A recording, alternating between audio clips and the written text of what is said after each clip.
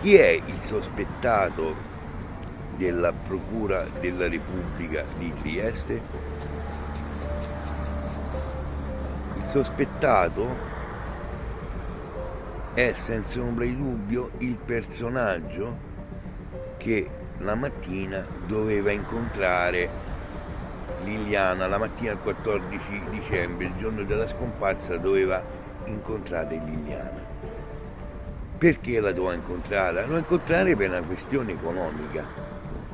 Non ci sono prove, o almeno noi non sappiamo se la Procura della Repubblica di Trieste ha delle prove che invece questo incontro tra Liliana e il personaggio c'è stato.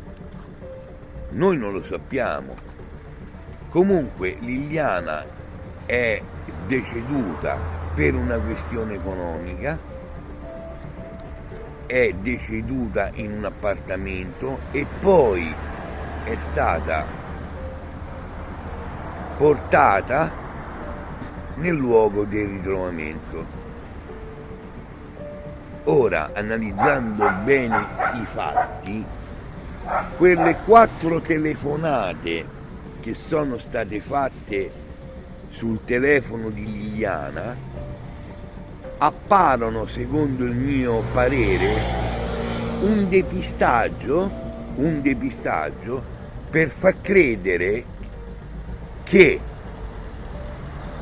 Liliana non si è incontrata con questo personaggio. Io invece ho valido motivo di ritenere che Liliana quella mattina l'incontro con questa persona è avvenuto, c'è stata una discussione per una questione economica sfociata poi in ciò che è successo. Di nuovo amici dal Sensitivo all'Occhi di Civitavecchia.